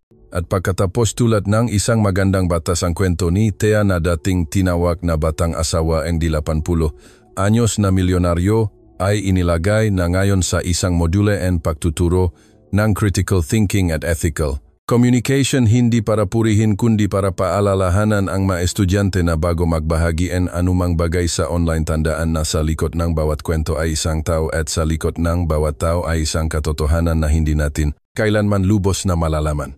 Isang gabi nga, taksibol nakatayo, si Thea sa balkon na hengang kanyang bagong apartment. Mahina ang hangin, tahimik ang kalye. Binuksan niya ang tala-arawan at isinulat ang huling pahina. Ako po ay dating dalagang namuhay sa pagdududa pinagtitinginan dahil sa isang kasal na hindi tulad ng iba. Ngunit lumabas ako doon.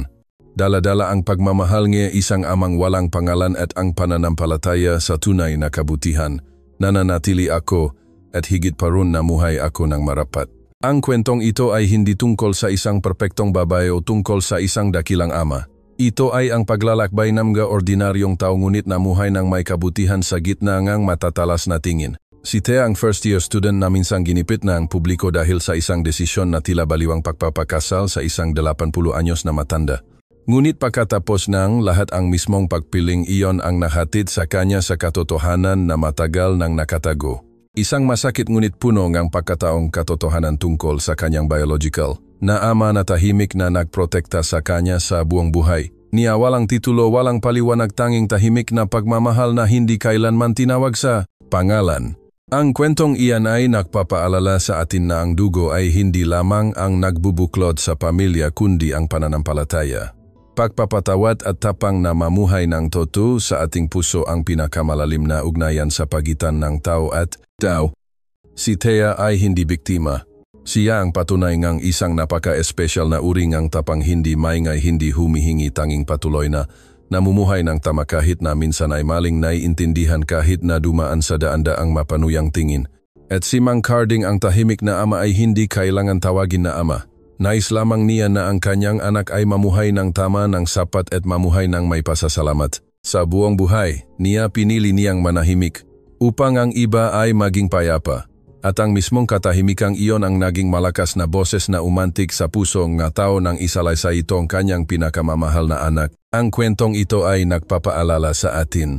Maaring mahirapan ang mabubuting tao ngunit ang kabutihan ay hindi kailanman walang kabuluhan. Ang dangal ay maaring ibaon ngunit ang katotohanan kung mayroong taong mamumuhay ng tapat ay tiyak na magliliwanag balang araw. At kung ikaw ay namumuhay sa pagdududa, nasaktan dahil sa maling pagkaunawa, huwag kang mawalan ng pag-asa. Dahil minsan isang taong naglakas loob lamang na mamuhay ng tama ay sapat na upang baguhin ang pananaw ng buong lipunan. Huwag kang matakot na maging maliit, mamuhay lamang ng may kabutihan at ang panahon ang magsasagot para sa iyo.